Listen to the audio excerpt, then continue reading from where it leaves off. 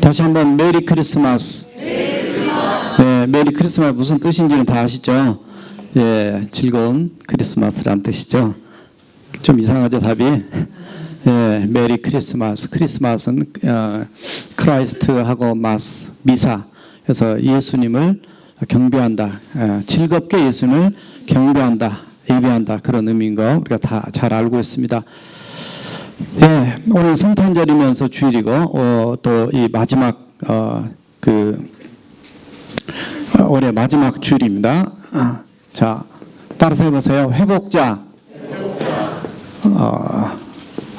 성탄 예수. 예, 제가 보통 이렇게 예수님 대해서는 꼭 임자를 항상 붙이는데 이렇게 합치다 보니까 저리 됐습니다. 회복자 성탄 예수님. 자,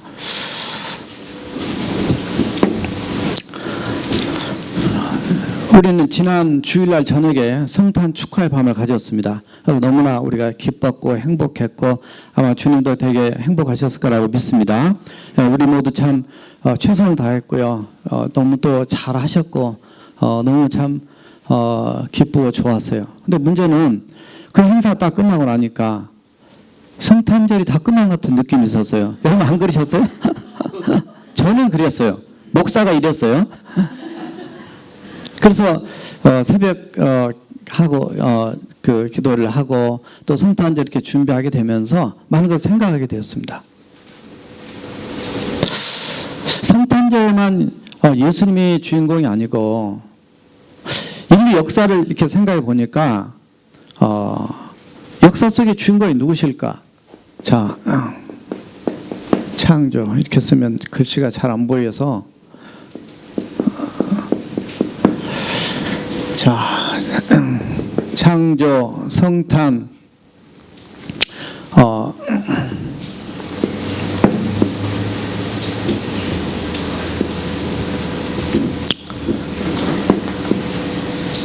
자, 이렇게 한번 역사를 그려봤어요.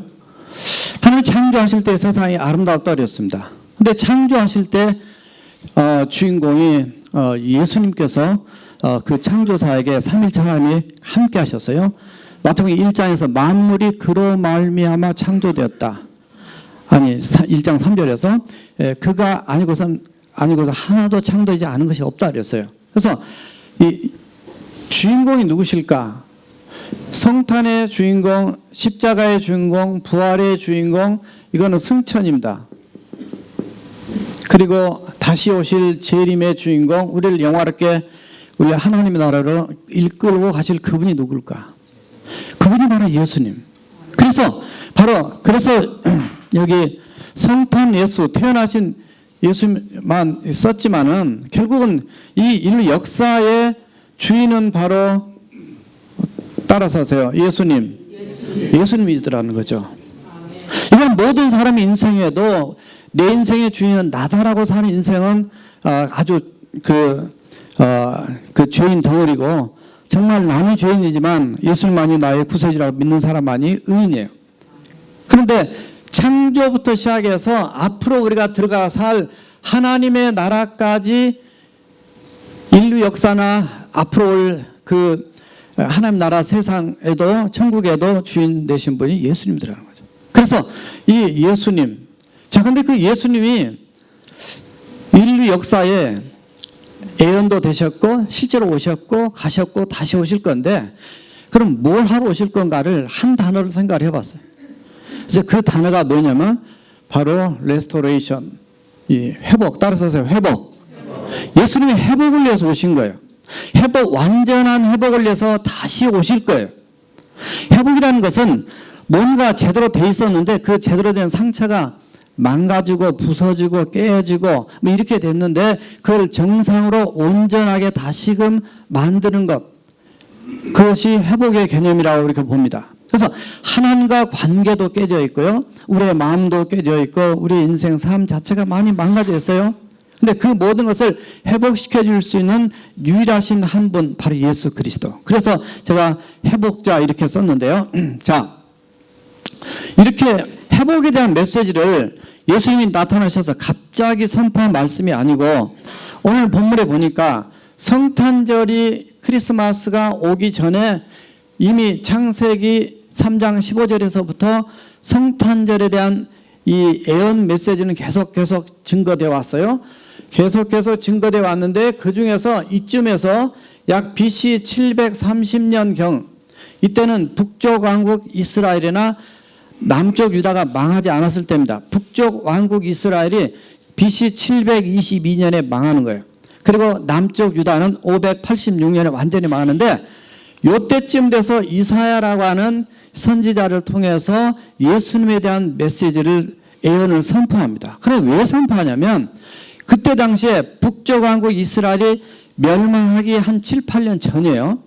그러니까 너무너무 죄악으로 하나님 안 믿고 자기 마음대로 살고 쾌락을 따라 살고 우상을 섬기고 다른 신을 섬기고 막 이렇게 그냥 윤리 도덕 다 타락하고 막 이렇게 가는 그런 상황에서 이사야를 통해서 던져진 메시지는 크게 두 가지였어요. 하나는 심판에 대한 메시지였습니다. 이렇게 살면 너희들 망한다 이런 얘기예요. 두 번째 메시지는 본질적인 이 문제를 해결하기 위한 해결책을 제시를 하시는데 그 해결책을 중간중간에 제시한 그 내용이 뭐냐면 그게 바로 예수님이 오시는 것에 대한 성탄의 계시를 던져주고 있어요. 그 말씀이 창세기부터 등장했다 그랬습니다. 지금 오늘 본문은 지금 여기를 바탕으로 해서 이루어지고 있는데 여기에서 예언됐던 그 말씀들이 오늘 이루어졌어요. 그래서 엑스 크라이스트 마스 성탄절이 이루어진 게 오늘 특별히 25일이고요. 오늘 주일이기도 하고 올해 마지막 주일이라고 했는데 예수님이 이렇게 오셨어요. 자, 그러면 이 오신 이 예수님에 대해서 우리가 너무너무 참 잘 압니다. 성탄의 메시지 교회를 오래 다니시면 너무너무 많이 들어가지고 목사보다 더 설교 잘해요. 여러분들이 다 알 수 있어요. 그러나 오늘 이 회복에 대한 말씀 정말 진정한 회복 지식적으로만 알 것이 아니라 우리가 진정으로 우리의 마음이나 삶이나 이 시대가 하나님이 원하시는 모습으로 변화되어 갈 수 있도록 회복이 이후로 있어야 되겠다. 자, 그런 말씀 통해서 세 가지로 정리했어요. 자, 첫 번째로 한번 따라서 해보세요. 회복 선포. 예, 이사야 선지자를 통해서 하나님께서 회복을 선포하신 내용이 등장합니다. 근데 왜 회복이냐면 비포와 애프터가 등장해서도 하게 됩니다.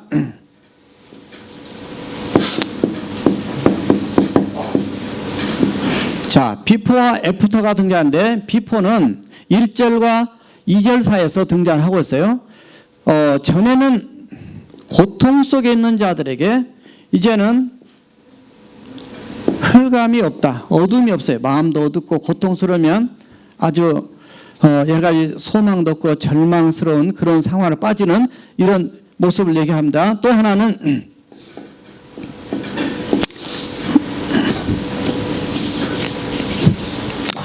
쭉 여호와께서 스불론과 납달리 좀 어려운 교회를 좀 오래 다니셔서 성경 공부를 하시면 좀 알 수 있는데 스불론과 납달리 땅 갈릴리 해변길 이방의 그 갈릴리를 영화롭게 하셨다라고 1절을 표현하는데 그건 뭐냐면 이스라엘 이렇게 지도가 있으면 지도 중에 북쪽에 갈릴리 호수가 있습니다. 그 근처에 스불론과 납달리 지파의 땅을 배정받았어요. 근데 그 땅은 외세의 침략을 많이 받아가지고 많이 고통과 힘들과 어려운 것들을 많이 겪었던 그런 땅입니다. 그래서 거기에 이방적인 그런 그 요소들도 많이 가미돼가지고 밑에 예루살렘 쪽에 사는 사람들은 우리는 조금 더 정통 이스라엘 사람이다 그래가지고 그쪽에 있는 사람들을 좀 많이 무시했어요. 멸시하고 천대하고 그러니까 더 힘들었어요. 그래서 그런 마음의 고통들이 더 있었던 그래서 멸시를 받았던 그것입니다. 그러나 예수님께서 임하시게 되면 그 땅을 주님께서 영화롭게 아주 빛나게 높여주시는 그런 축복의 역사가 있을 것을 지금 1절에 말씀하고 있어요. 실제로 예수님께서 원래 베들레헴에 태어나셨지만 뒤에 나사렛에서 어린 시절을 보내시고 그리고 사역을 어디서 주로 초기 사역을 많이 하시냐면 갈릴리 호수 근처에서 사역을 많이 하십니다. 그래서 12 제자를 거기서도 많이 이렇게 뽑게 되는데 거기가 예수님이 마태복음 4장 13절에 보면 가버나움 쪽으로, 가버나움을 지나면 가봐서 거기 회당도 들어가 봤는데 그걸로 이사를 하셨어요. 거기에 16절에 들어가게 되면은 뭐라고 표현하냐면 오늘 본문의 2절에서 이런 표현합니다. 2절의 말씀을 거기서 예수님이 인용하시는데 흑암에 앉은 백성들에게 큰 빛이 비쳤다. 큰 빛. 이 빛이 무슨 빛이냐면 바로 생명의 빛인데요. 요한복음 1장 4절을 보면 1장 4절에 그 안에는 생명이 있었으니 이것은 사람들의 빛이다. 이렇게 돼 있어요. 근데 9절에 보면 예수님을 말씀하기를 여기서는 큰 빛으로 얘기했지만 요한복음에서는 참 빛이다. 정말 어둠에 속한 생명이 없는 이런 쪽에 있는 그런 좌절하고 절망하고 영적으로 죽어있는 자들에게 예수님은 생명의 빛으로 그들에게 나타난 것을 표현하였습니다. 그러나 그리고 왔지만은 그들이 알아보질 못했다. 이런 말씀이 요한복음에 등장하는데 어떻든 예수님이 큰 빛으로서 여기 지금 갈릴리 지역입니다.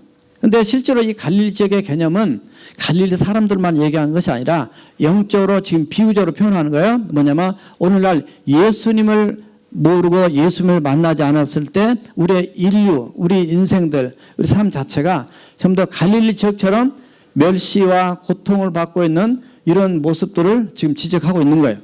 자, 그래서 이런 흑암에 처하고 멸시에 처하고 이런 고통에 처하고 있는 이들에게 또 한 가지 말씀을 드립니다. 또 하나는 2절에 보면 사망의 그늘에 앉은 자, 죽음의 그늘에 앉아있는 자들에게 하나님께서 빛을 비췄다. 똑같이 빛을 더 많이 강조합니다. 이쪽은 비포는 어둠이에요. 이거는 결국 뭐 때문에 오는 것을 성경을 얘기하냐면 이 모든 것은 이사야서 말씀을 통해서 보면 이건 인간의 죄 때문에 오는 것을 얘기를 하고 있습니다. 자, 죄가 잠시는 즐거움 같고 좋은 것 같지만 이 세상이 지금 악하게 돌아가는 모습을 보십시오. 이 세상이 얼마나 고통스러운지. 어떤 사람들은 죄를 지으면서 죄의 쾌락을 느끼고 있고 어떤 사람은 권력을 휘두르면서 자기들은 좋은데 남은 너무나 고통스럽게 하고 있는 이 세상은 어둠의 세상이에요. 이쪽은 어둠의 세상. 그래서 어둠의 권세도 파워가 셉니다. 사탄의 권세가 파워가 있어요. 그러나 예수님의 권세가 승리하고 더 이긴 줄을 믿습니다. 골로새서 1장 14절에 보면 너희를 내가 어둠의 권세에서 하나님의 사랑의 나라, 하나님의 아들의 사랑의 나라로 내가 너희들을 옮겼다. 너희들이 그 아들 안에서 속량 곧 죄사함을 받았다. 이렇게 표현하고 있는 걸 발견해요. 그래서 지금 세상은 이쪽입니다. 여러분들 예수 믿기 전에는 다 이런 말씀들이 내게는 별로 적용이 안 될 것 같지만 영적으로 보면 이 속에 다 들어가 있는 우리 인생들이었어요. 자, 그러니까 지금 세상은 요 정도 이 속에 들어가 있는 세상의 삶이 그냥 그대로 드러나는 겁니다. 이쪽에 예수님을 제대로 바르게 믿고 바르게 사는 사람은 여기가 아주 엄청난 대조입니다. 이게 칠흑같이 어두운 흑암입니다. 그런데 이쪽에는 하나님의 큰 빛과 영화로움과 흑암 어둠이 없고 우리 주님의 빛이 우리에게 심령에도 임하니까 표정에도 임하고 말에도 임하고 삶에도 임해서 정말 행복한 우리 교회 공동체처럼 아름다운 나라를 이룰 줄 믿습니다. 대답이 시원치 않아 보니까 여기도 마음속에 어둠이 많은 거예요. 이게 문제예요. 이게 지금. 오늘날 우리 기독교인들 안에도 우리가 문제가 많은 거예요. 남의 예수 안 믿는 사람만 문제가 아니고. 자, 회복을 이루시겠다고 주님은 이사야를 통해서 성경에 많은 말씀이 있지만 오늘 본문에서 1절과 2절에서 간단하게 선포한 내용이 이 내용입니다. 자, 그러면 여기에서 여기로 가는데 이쪽 부분은 뭐 때문에 이루어지냐면 따라서 하세요. 하나님의 사랑 때문이다. 자, 하나님의 사랑 때문에 결국 우리를 이렇게 옮겨주시는데 아까 사랑의 나라라 그랬잖아요. 어둠의 권세고 이거는 어둠의 세계고 이건 마귀의 세계입니다. 그리고 이쪽에는 하나님의 세계예요. 하나님의 세계는 사랑의 세계인데 여기서 이렇게 옮겨주도록 하기 위해서 어떻게 하셨냐면은 이렇게 하셨어요. 자, 이렇게 옮겨가는 과정에 그냥 하나님께서도 거저 옮기지 않으시고 대가를 지불하셨어요. 누가 하셨냐? 하나님이 이렇게 하셨는데 대가를 지불하셨어요. 왜냐하면 이 죄의 문제를 해결하고 이쪽으로 옮기려면 죄의 문제를 해결하셔야 돼서 예수님이 십자가에 이렇게 달리셔서 이 문제를 해결하셨어요. 그래서 예수님을 통해서만이 이렇게 갈 수가 있는 거예요. 자, 그래서 우리는 이거를 뭐라고 얘기하냐면 예수님이 오신 것 자체를 자, 크리스마스다 얘기했어요. 자, 크리스마스. 물론 크리스마스는 크라이스트, 예수님이라고 그랬습니다. 예수님을 경배하고 예배하는 것이다 이렇게 얘기했는데 이 성탄절은 크리스마스에 사실 뭐가 포함이 되냐면 따라서 하세요. 크로스마스. 네. 말이 돼요? 좀 이상하죠? 이 자체를 해석하면은 십자가를 경배한다 이렇게 되기 때문에 맞진 않아요. 그러나 뭐를 말씀드리냐면 예수님이 이 땅에 성탄절로 이렇게 인카네이션 육신이 뭡니까 태어나신 그 안에는 이미 십자가를 품고 오신 거예요. 그러니까 죽기 위해서 오신 거예요. 내가 이 땅에 온 것은 섬김을 받으려 함이라. 내가 도리어 섬기려고 이 땅에 왔다. 내가 대속 제물로 사람들을 섬기기 위해서 왔다. 마가복음 10장 45절, 마태복음 20장 28절에서 그렇게 말씀하셨습니다. 그러니까 예수님 오신 목적이 죽으러 오신 거예요. 왜 죽으러 오셨냐면 우리를 이쪽 나라에서 이쪽 나라로 가게 만들도록. 자, 그러면 이렇게 하신 이 예수님을 우리가 어떻게 해야만이 이쪽으로 갈 수 있는 것이냐? 그것은 바로 예수님을 믿는 자만이 갈 수 있는 거예요. 너무 쉬운 길이에요. 주님께서 이 죄 문제, 십자가에서 죄 문제를 다 해결하시고 부활하심으로 영원한 생명의 주권자인 거, 우리가 영원한 생명을 주신 자인 걸 증명하셨다 그랬어요. 보여주셨다 그랬어요. 자, 요한복음 1장 12절에서 영접하는 자, 누구를? 예수님을 영접하는 자, 빛을 영접하는 자, 곧 그의 이름을 믿는 자들은 하나님의 자녀가 될 뿐만 아니라 자녀가 되는 권세를 얻는다. 어둠의 권세가 이쪽에 등장했는데 여기에 하나님의 자녀가 되면 하나님의 자녀가 되는 권세, 오소리티나 파워를 갖게 된다. 이것이 바로 뭐냐면 이게 바로 따라서 하세요. 신분 회복. 예, 신분이 회복이 되면 예수님을 믿음을 통해서만이 영원한 신분이 회복되는 걸 지금 표현하고 있어요. 그래서 예수님께서 내가 이 땅에 온 것은 주께서 내게 성령 임하사 내게 기름을 부어서 내게 세웠는데 가난한 자에게 복음을 전하게 하려고 나를 세워서 나를 보냈다. 그래서 포로된 자에게 자유케 함을, 그리고 또 이 가난한 자에게 복음 전하고 했는데 포로된 자에게 자유를, 또 그 눈먼 자에게 보게 함을, 그리고 눌린 자에게 자유케 하려고 나를 보냈다. 은혜의 해를 전파하게 하려고 나를 보냈다고 예수님이 누가복음 4장 18절과 19절에서 말씀하시는데 이 말씀은 이사야 61장 1절과 2절에서 이사야를 통해서 예언된 말씀을 예수님이 사역을 시작하시면서 회당에 들어가셔서 그 두루마리 구약책을 주셨을 때 그걸 받으셔서 그것을 펼쳐가지고 읽으시면서 이것은 바로 나에 대해서 기록된 것이다. 예수님 그렇게 말씀하셨어요. 그러니까 예수님이 바로 이 회복자로 오신 우리 인생을 죄악에서 구원해서 이쪽에 멸망으로, 여기 사망이지만 영원한 죽음으로 가는, 지옥으로 가는 인생길을 옮기기 위해서 예수님이 이 땅에 오신 것을 지금 말씀하는 거야. 그러므로 너희가 전에는 어둠이더니 이제는 빛이라. 너희는 이제는 빛의 자녀들처럼 행하라. 늘 말씀이지만 에베소서 5장 8절의 말씀. 옛날 우리가 비포 전에는 어둠이더니 이제는 빛이라 그랬어요. 빛의 자녀들처럼. 우리가 빛의 자녀, 어둠의 자식이 아니라 이제는 빛의 자녀다. 그래서 저와 여러분들이 성탄절에 예수님이 태어나신 거 굉장히 중요합니다. 그러나 태어나신 것 자체만 가지고 끝나버리면 나오는 아무 의미가 없어요. 그분을 나를 위해서 십자가에서 죄의 문제를 해결해 주시고 구원해 주신 그 예수님을 믿음으로 말미암아 하나님의 빛의 자녀로, 하나님의 자녀로 신분이 회복이 되는 놀라운 축복이 있어야 될 줄 믿습니다. 혹시 이 자리에 아직까지 예수를 믿지 않으신 분이 있다면 오늘 이 시간 예수를 믿는 축복이 임하길 원합니다. 자, 두 번째입니다. 회복을 이렇게 선포하신 예수님, 아니 하나님 말씀이 이사야를 통해서 선포됐는데, 자, 두 번째로는 따라서 해보세요. 회복 결과. 예, 회복의 결과가 무엇인가를 오늘 이사야 말씀을 통해서 표현하고 있어요. 여기는 1절과 2절에 등장하고 3절에서 5절까지 등장하는데, 회복의 결과 무슨 얘기냐면, 내가 예수 믿고 하나님의 자녀가 됐다면 적어도 예수님이 땅에 오셔서 우리에게 주시고자 원하시는 바로 부수적인 놀라운 그 결과들, 축복들, 구원은 말할 것도 없지만 조금 더 풀어져서 나온 내용이 여기에 등장합니다. 자, 첫째 하나가 뭐냐면 3절에 보니까 따라서 하세요. 즐거움. 예, 하나님의 나라, 3절에는 그의 나라를 하나님께서 창성하게 하시고 즐거움을 더하게 하셨다. 매번 joyful 이렇게 즐거움을 가득 차게 충만하게 즐거움을 더하게 하셨는데, 이 즐거움의 비유를 추수할 때의 즐거움, 수확물을 농부들이 걸 때 즐거움과, 그리고 전쟁에 승리하고 난 다음에 얻은 전리품을 나눌 때의 즐거움과 같다 그랬는데, 이 즐거움이 누구 앞에서 즐거움이냐면 주님 앞에서 즐거워하게 될 거다 말하고 있습니다.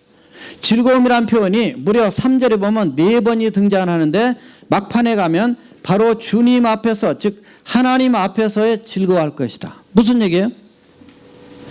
이 즐거움은 아까 말씀 우리 이전장 기도할 때 세상적 즐거움을 가지고 오늘날 많은 사람이 성탄절로 즐겨 있다고 그랬는데, 여기 하나님 앞에서 즐거워한 이유는 뭐냐면 그분을 통해서 우리가 놀라운 기쁨과 생명과 소망, 구원, 기쁨, 즐거움을 얻었기 때문에 하나님 앞에 감사하는 마음으로 주님 앞에 기뻐하는 겁니다. 그래서 누가복음 2장 10절에서도 천사들이 너희는 무서워하지 말라. 내가 온 백성에게 미칠 큰 기쁨의 좋은 소식을 너에게 전한다. Great joy. 큰 기쁨의 좋은 소식을 너에게 전한다.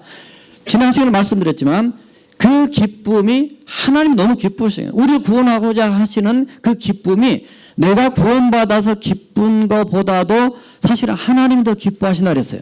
그래서 누가복음 15장 7절, 10절 그리고 24절, 32절에서 하나님의 얼마나 기뻐하신지, 하나님의 나라에서 천국 잔치가 벌어지는 것을 말씀드렸어요. 기쁨, 근원이 하나님으로 도는 것입니다.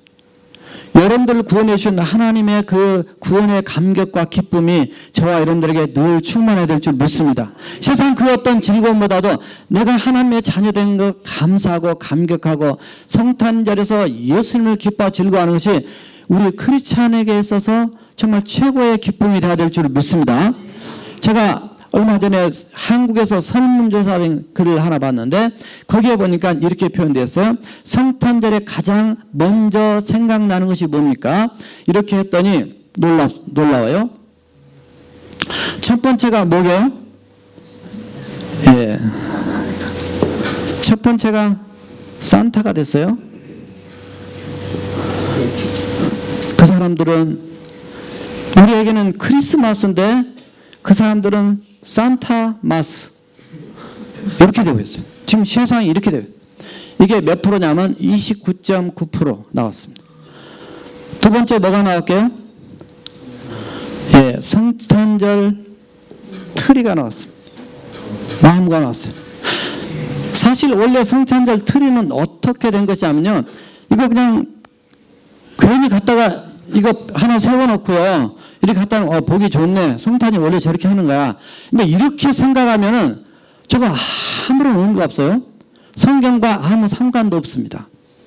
그러나 저걸 왜 세웠냐면 저거는 에덴 동산의 생명나무, 그리고 예수 그리스도의 십자가를 의미하는 차원에서 성탄절 행사를 초대교회 이후 지나서 6, 7세경에 갖게 되면서, 원래는 저걸 옆에 갖다 놓은 게 아니라 가운데 갖다 놨어요. 이거는 생명나무, 푸른색이죠? 예, 늘 살아있어요. 우리에게 영원한 생명을 주신 바로 십자가를 상징하는 의미에서 갖다 놓은 거예요. 여러분 이제 아시겠어요? 예, 그거 모르고 그냥 저것만 갖다 놓으면, 예, 안 됩니다. 여기 지금 십자가가 빠져 있어요. 예, 별만 있어요. 그도 별 볼 일 있으니까 괜찮아요. 그 나무에 대해서, 십자가가 빠진 나무에 대해서 나온 것이 13.7%. 또 선물에 대해서 10.2%. 그 외에 쭉쭉 내려가다가 교회가 생각난 사람이 몇 프로인가 이거 보니까 교회가 몇 프로인지 아세요? 2.4%. 성탄절에 그런데 핵심적인 질문이 마지막에 등장하는데 예수님이 생각나는 사람 몇 프로가 되겠어요? 이거 한국의 영적인 상태를 지금 얘기하는 겁니다. 7.4%입니다. 자, 계산을 해봤어요. 한국 민족 애들까지 5천만 명 잡고 애들 뭐 어려서 물어봐도 답변도 못하겠지만은 5천만 명 잡고 7.4% 그냥 7% 잡으면 5, 7에 35 350만 명. 너무 많은 것 같아요. 굉장히 심각한 겁니다. 한국의 기독교 숫자도 감소되고 있지만요. 오늘 많은 사람들이 며칠 전에 보니까 한국은 아예 종교 자체를 갖고 싶지 않다. 이런 사람들이 굉장히 늘어나고 있어요. 귀찮아 그거. 나 혼자 즐기면 되지 뭘 그냥 이런 생각으로 갖고 적어도 똑바른 신앙이라도 하나 갖고 있으면 조금이라도 삶의 변화가 있고 다른 모습이 보일 수도 있는데요. 이제는 내가 신이야. 그게 포스트 모더니즘 시대에 뉴에이지 시대의 이 멘탈리티거든요. 그러니까 내가 신이야. 자, 이런 모습에서 즐거움을 어디서 찾냐면 예수님에 대해서 찾지 않고 세상이 찾고 있는 그런 시대. 우리는 이런 분별력을 가지고 정말 우리의 즐거움과 기쁨이 세상 것이었다면 주님께로 우리 신앙이 관심이 회복이 되는 그런 성탄절이 되어야 될 줄 믿습니다. 자, 두 번째로는 뭐가 나오냐면 따라서 하세요. 해방. 자, 4절에 보니까 뭐가 나오냐면 너희가 맨 무거운 멍에, 그러니까 멍에를 주로 목에다 맨데 무거운 멍에, 그 다음에 어깨에 맞은 그 채찍 또 하나는 막대기 등에 때려지는 이 막대기에 대한 거 나옵니다. 그러니까 이게 뭐냐면 이 세 가지인데 멍에라든가 채찍이라든가 막대기라든가 사람한테 그렇게 하고 있어요. 이건 뭐를 의미하냐면 이건 완전 노예입니다. 노예, 종 이런 개념이에요. 이런 속에 있는 자, 이런 상태에 있었는데 이거를 거기도 똑같이 그랬어요. 주께서 우리 주님께서 그들을 꺾어버리셨다 이렇게 표현하고 있어요. 그러니까 거기서 해방을 시킨 거예요. 해방을 시켰어요. 자유케 하셨다라는 얘기를 하고 있습니다. 로마서 6장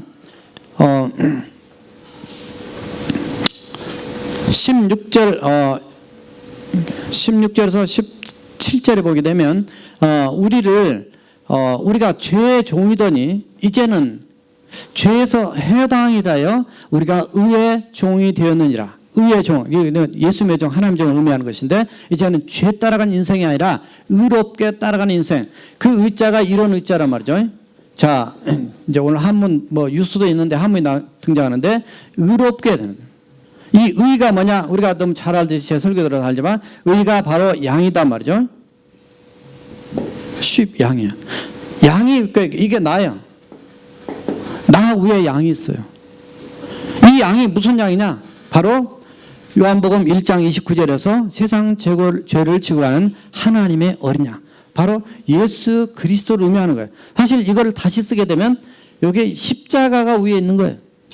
내 안에 십자가 있는 그런 자가 의인이라는 거예요. 죄 없다라고 하나님의 자녀라고 법적으로 선포해 준 그냥 말씀. 나는 이제 죄와 사망에서 나는 해방이 된 하나님 편에 속한 하나님의 자녀라고 하는 이런 놀라운 사실들을 지금 오늘 말씀은 예언하고 있고요. 하신 예수 그리스도라는 걸 오늘 지금 말씀하고 있는 겁니다. 저와 여러분들은 이미 예수 믿어서 영적으로 해방된 하나님의 자녀들인 줄 믿습니다. 세상에는 지금 얼마나 묻견이 불어요. 지난번 네팔과 인도 가보니까 예수 믿는 사람들을 만나면 그 나라 원주민들도 얼마나 해피하고 기뻐하고 감사하고 찬양할 때 여러분들도 박수치고 우리 교회도 뜨겁게 하는데요. 그 사람들을 하는 거 보니까 그 사람들이 더 뜨거운 것 같아요. 기도, 우리 기도하자 그러면 통성은 기도합시다 그러면 중얼중얼 하다가 옆 사람 보기도 하고 그럴 수도 있겠죠. 그런 사람 없겠지만 우리 얼마나 뜨겁게 기도하고 두 손 들고 주여 삼창을 찬납도 시켰어요. 이거 통할까 이 나라? 통하더라고요. 주여 삼창. 그런 걸 왜 합니까? 이런 건방진 크리스찬들도 있어요. 다니엘서 10장을 가서 보세요. 거기에 다니엘이 주여 주여 주여 다니엘이 3번 얘기했어요. 어떻게 하든지 간에 우리 중심이 하나님을 똑바로 믿고 하나님 앞에 내 중심으로 제대로 나가는 게 중요한 거지. 그 정식적인 것 때문에 다른 사람들이 이속에 속한 사람들이 너무 많은 거예요. 오늘 교회가 그 모양이에요. 교회가. 저나 여러분들도 우리의 마음 안에 빛은 좀 있는 것 같은데 이 빛이 지금 한국에 나타나는 것처럼 요만한 조그마한 촛불이 돼서는 안 되고 정말 우리가 더 하나님의 밝은 빛으로 100% 밝게 하나님의 영광의 빛이 생명의 빛이 충만한 그런 인생들이 우리가 되어야 믿습니다. 문제는요. 이 빛이 있는데 이 어둠의 세력들이 이 빛을 끌려고 이게 마귀 짓입니다. 교회도 마찬가지예요. 사람도 마찬가지예요. 내가 빛에 속한 자녀냐 어둠에 속한 자녀냐. 지금은 표시가 별로 안 난 것 같아요. 성탄절 이거는 모든 온 인류에게 하나님께서 아들을 이 땅에 보내신 것은 세상을 심판하려 하는 거 아니요.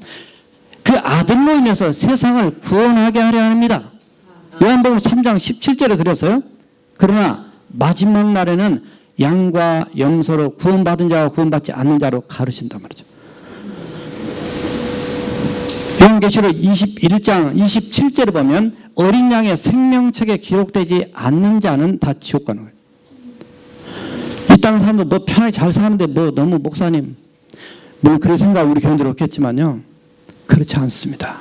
천년만년 사실 것 같죠? 지난 총회 갔을 때 어떤 목사님이 무슨 물건을 팔러 왔어요. 그래서 저희 집사람이 그 어떤 물건을 샀습니다.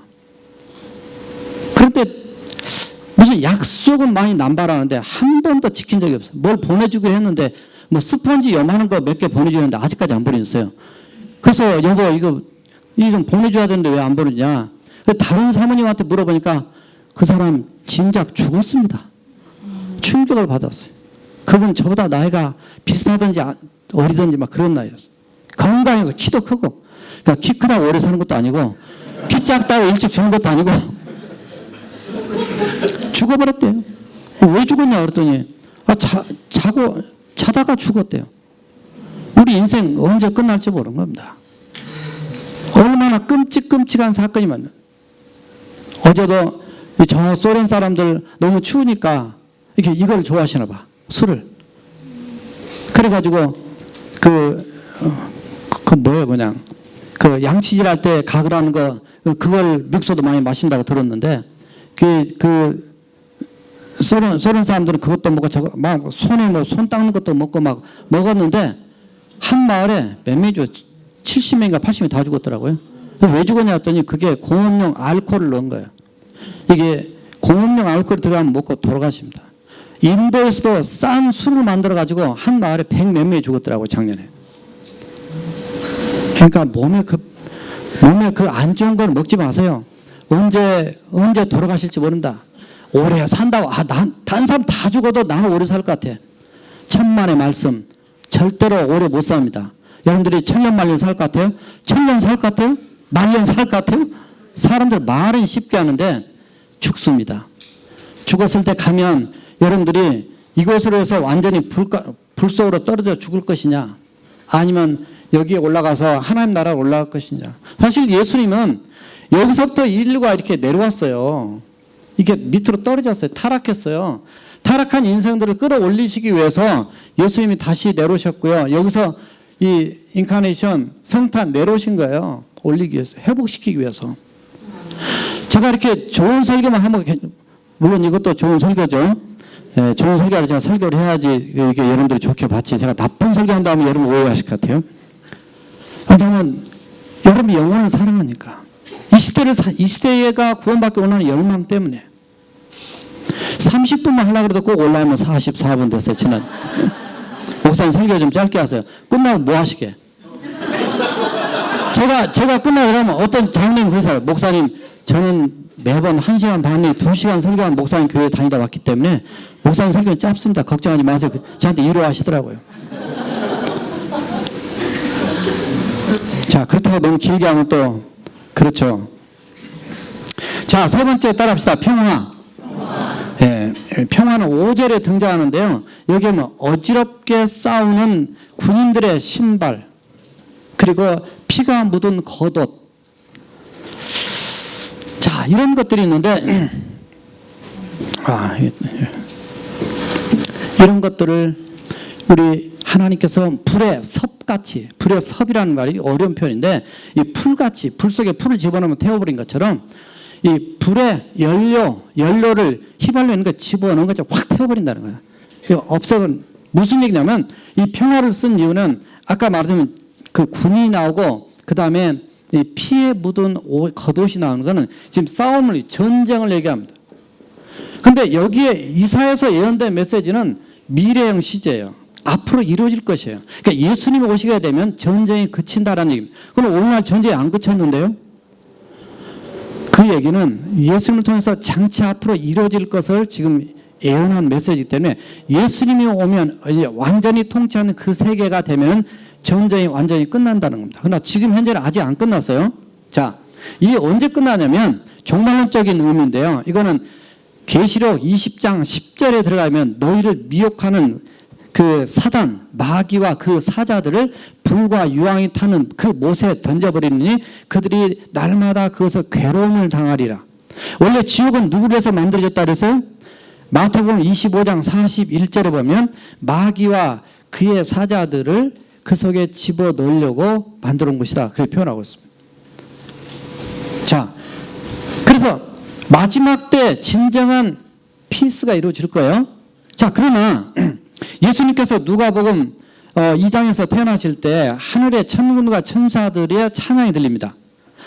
뭐냐면 지극히 높으신 곳에는 하나님께 영광이요 땅에서는 하나님의 기뻐하심을 입은 사람들 중에 평화로다. 여기서 말한 거기서 말하는 이 평화는 뭐냐면 굉장히 큰 개념, 넓은 개념이에요. 전쟁이 없는 개념만이 아니라 샬롬, 마음의 진정한 평강까지를 의미하는 굉장히 하나님이 주신 평강이 있습니다. 자, 이 평안을 가진 사람들은 어떠한 것을 누리고 또 삶을 살게 되냐 말라고 하냐면, 왜냐하면 이 평화가 하나님과 관계가 이렇게 해서 하나님 관계가 회복돼서 온 거기 때문에 하나님과의 관계만이 아니라 사람과의 관계도 평화로운 삶을 살게 된다는 걸 담고 있습니다. 자, 이래서 이거는 에베소서 2장 16절에서 17절에 보게 되면 예수 그리스도의 십자가로 말미암아 바로 유대인들과 이방인들이 그리스도 안에서 한 민족이 될 걸 표현하고 있어요. 그래서 보통 성경에서 표현을 유대인과 이방인으로 나누게 되는데 우리 크리스찬, 예수 믿는 사람들을 따라서 하세요. 제3의 민족. 예, 크리스찬들을 제3의 민족이라는 닉네임도 있습니다. 그래서 예수 그리스도를 통해서 하나님과 화목하게 하시고 그리고 가까이 있는 사람이나 멀리 있는 사람 모두 다 그들에게 평안을 증가하도록 했다. 예수님을 인해서 바로 이 평화를 얘기하고 있어요. 자, 마지막 하나가 뭐냐면 따라서 하세요. 창성. 오늘 3절에 등장하는데 그의 하나님의 나라가 창성하게 된다. 강하게 약한 것 같지만 계속 이 퍼져나가면서 강하게 번성하고 창대해가는 것을 표현하고 있는데요. 이런 일들이 누가 하신 것이냐?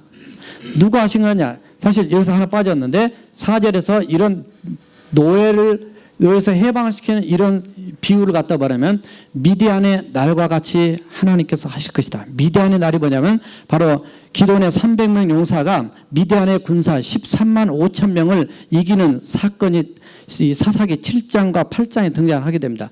바로 그 누가 이겼냐? 그들이 싸워서 이긴 게 아니에요. 횃불과 나팔과 그 다음 항아리밖에 안 들고 나갔는데 하나님께서 이게 해주셨다는 거죠.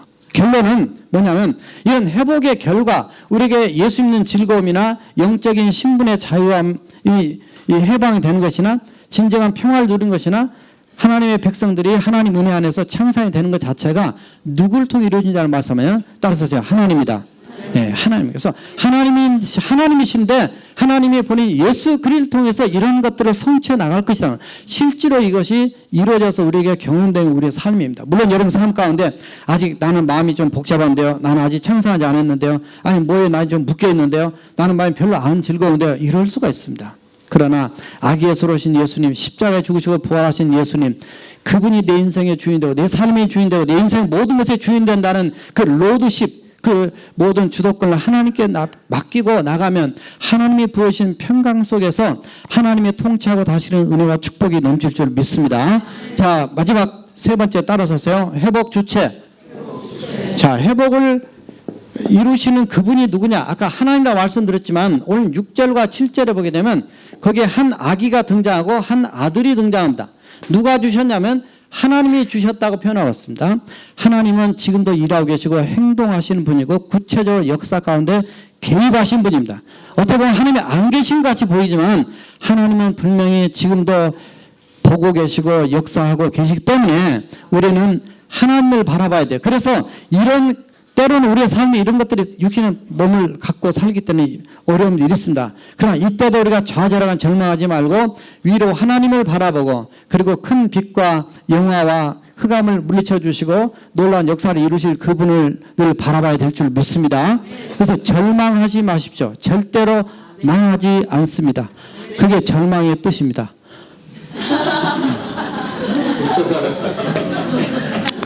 희망을 가지십시오. 희한하게 안 망합니다.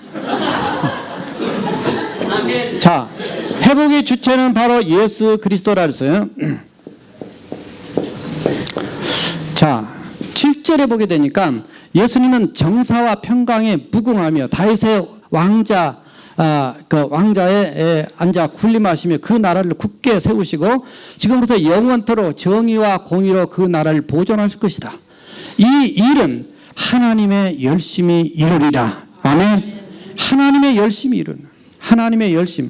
지금 하나님은 이 역사 속에 열심히 그 일을 해오셨습니다. 사실은 사람이 이 타락한 인생의 죄성 때문에 어떤 때는 하나님 붙었다가 어떤 때는 그냥 또 그냥 딴 데로 빠지고 말을 잘 안 듣고 이렇게 하지만 어떤 때는 개만 또 못한 게 사람이에요. 개는 한 번 하면은 그냥 주인 따라서 죽을 때까지. 개가 배신한 거 봤어요? 고양이는 배신해요. 교인들도 이 고양이 같은 교인이 있으면 안 돼요. 미안합니다. 이 개는 페이스풀 애니멀 그래서 아주 충실하는 사람은 배반을 할 수 있어요. 타락한 우리 인생 모습 때문에 정말 우리는 어떤 상황에도 우리 하나님 앞에 배반하지 배신하지 않아요. 그래봐 자기만 손해니까 우리 하나님을 신실하게 잘 믿고 나가는 우리가 될 줄 믿습니다. 자, 이 주체가 하나님인데 하나님 이렇게 하셨어요. 제가 지금 시간이 없어서 그 차기 부통령 될 사람이 마이크 펜스라는 사람인데 인디애나 주지사예요. 이분이 자기 할아버지가 아일랜드에서 이민 왔어요. 와서 버스 운전도 하시고 뭐 주유소도 하시고 자기 아버지는 군인도 했고 이분이 변호사 하다가 방송 일하다가 이렇게 그 상무위원회가 뭐 나와가지고 6번인가 하고 그리고 지난번 인디애나 주지사 하다가 이번에 그 트럼프 정부의 부통령으로 가게 됐더라고요. 그분이 원래 어렸을 때 캐톨릭만 다니다가 친밀한 주님을 체험하지 못했다. 그게 간증입니다. 그랬는데 하노버라고는 인디애나 주에 있는 그 대학에 들어가서 이렇게 그 예수 믿는 친구들을 이제 대하고 또 선배들도 만나고 이렇게 하다가 어느 날 어떤 선배가 이 목에다가 십자가 목걸이를 걸고 있었대요. 그랬더니 그 십자가 목걸이 너무 좋다고 나도 좀 목에 걸고 싶다 그랬더니 그 형제가 이렇게 얘기했대요. 그러니까 우리가 참 많이 배워야 할 것 같은 게 십자가는 목에다 거는 것이 아니라 자기는 목에다 걸었으면서 목에다 거는 것이 아니라 마음에다 거는 것이다. 따라서 하세요. 십자가는 마음에 거는 것이다. 예수님은 직접 달려서 우리를 이렇게 돌아가셨는데 우리는 마음에 너무나 감격하고 감사한 이 성탄절에 그분이 그 샥을 먹었어요. 야, 이분들은 나하고 좀 다르구나. 켄터키의 어떤 음악 축제 집회에 참석했는데 예수님이 우리를 위해서 십자가에 죽으시고 구원을 위해서 이렇게 하셨습니다는 얘기를 듣고 성령님이 역사하셔서 그가 거기서 예수님을 영접한 거예요. 그래서 내가 부모님을 만나고 이웃을 만나고 좋은 친구를 만나고 이상으로 내 인생의 최고로 만남의 축복은 바로 예수 그리스도를 만난 것이다. 내가 보통이 된 것도 하나님의 은혜다. 이 세상, 이 미국의 건강한 미국을 이루기 위해서 정말 백성들 여러분을 기도하십시오. 그러면서 그 역대하 7장 14절 원래 자마에서 많이 쓰던 말씀인데 내 백성들이 겸비하게 정말 하나님의 얼굴을 구하고 회개하면 내가 이 땅을 고칠 것이다. 아멘. 그 말씀을 가지고 이 미국 민족들한테 기도 요청을 했더라고요. 하나님의 사람. 저는 트럼프 대통령이 얼마만큼 잘 뭘 할지는 그건 모르겠어요. 그러나 정말 이 미국을 사랑하신다면 하나님이 미국이 이쪽으로 지금 빠져가고 있는데 이쪽으로 빠져가지 않고 이쪽으로 좀 다시 회복이 되는 놀라운 역사가 있어야지 묻습니다. 한국도 마찬가지예요. 세월호 침몰한 것처럼 국가가 지금 세월호처럼 침몰하고 있어요. 그러나 그 과정을 통해서 다시 한번 회복이 된 놀라운 축복이 일어날 줄을 믿습니다. 시간이 가도 이해를 하시고 그냥 들으세요. 하나만 이게 좀 더운데 미국의 어떤 부자가 자기 아들이 하나 있었어요. 이분은 그림의 수집가였다 그래요. 그래서 많은 아주 그 고흐나 또 마네, 모네 다 귀한 분들의 그림을 많이 수집을 이렇게 했어요. 근데 자기 아들이 부름받아 전쟁에 나갔어요. 전쟁에 나갔다가 그만 병원에 어떤 사람을 이렇게 옮겨주는 과정에서 그냥 총탄에 맞아 이렇게 죽고 말았어요, 아들이. 그래서 아들 하나밖에 없는데, 그래서 너무나 이제 신음에 빠져 있게 되는데 어느 날 어떤 군인이 찾아왔어요. 그래서 이제 누구니까 저는 이렇게 아드님과 같이 군 복무에 전쟁에 나갔던 사람인데 제가 아드님 덕분에 제가 살았습니다. 너무 감사해서 왔는데 그때 무슨 이만한 액자 같은 거 하나 들고 왔어요. 열어보니까 뭐냐니까 이 사람도 화가예요.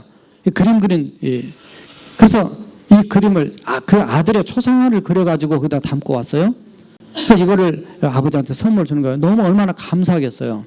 그렇게 하고 이제 빠이빠이 하고 헤어졌어요. 그 아버지 그냥 혼자 아들 하나 있고 아마 와이프도 없었는지 그냥 시름시름 앓다가 그냥 아버지도 돌아가시고 말았어요. 그 다음에 그 재산을 관리하는 이제 관리자가 그 아버지가 모아놓은 그림들이 많으니까 그걸 경매를 붙였어요. 자, 경매하는데 한번 가봤는데 경매 100불짜리에서 1200불짜리인가 이렇게 파는데 별로 제가 그림을 좋아하는데 이 그림이 별로 안 좋은 것 같다가 비싸게 받는 것 같은 그걸 한번 경험한 적이 있어요. 근데 그림 사러 간 건 아니고 구경하러 갔으니까. 근데 이 경매를 붙이는데 경매에 나온 첫 번째 그림이 뭐였냐면 그 아들의 초상화였어요. 아들의 초상화를 놓고 이렇게 내놓으니까 아무도 안 사는 거예요. 5불부터 시작해도 10불 밑으로 더 떨어져야 되죠. 경매 보통 보니까 50불부터 시작하는 게 어때요? 어떤 건 200불부터 시작하는 건 어떻든 아무도 안 사는 거예요. 근데 마침 이 사람이 소식을 듣고 거기 간 거예요. 갔다가 이 살아 돌아온 이 군인이 마지막에 제가 사겠습니다. 100불에 그 그림을 사게 됐어요. 얼마나 감동스러울 수도 있지만 좀 씁쓸하죠. 그런데 그 다음 그림이 나올 줄로 많은 사람들이 경매 온 사람들이 기다리고 있었는데 그 재산 관리인이 뭐라 하냐면 이제 오늘 경매는 끝났습니다. 왜 끝났냐고. 그 사람 그렇게 유명한 그림 잘 그렸는데. 그러니까 그분이 돌아가시 전에 써놓은 유언이 뭐냐면 이 모든 그림은 내 아들의 초상화를 산 사람에게 다 주시오. 이게 바로 로또예요. 할렐루야. 그래서 그 사람이 그걸 다 받았다는 거 아니에요. 여러분들, 예수 그리스도 회복자, 예수님 그 아들 믿는 자에게 하나님은 모든 것을 거저 다 주시는 자녀의 특권과 권세를 우리에게 다 주실 줄 믿습니다. 그게 바로 하나님의 나라고 이 땅에서 우리가 누리면서 할 수 있는 놀라운 성탄절의 축복입니다. 기도하시겠습니다. 함께 기도할 때 여러분들 회복 선포, 회복의 결과까지 압니다. 회복의 주체자는 예수 그리스도입니다. 우리가 예수님 그분 한 분로 인해서 이 땅에서 우리가 다 누릴 수도 있고 하나님의 나라에서 영원한 그런 축복을 누리면서 할 수 있는 인생으로 우리는 특권을 가진 자입니다. 하나님 아직까지 내 신앙이 온전히 회복되지 않는 데 있다면 회복되게 하시고 이 시대가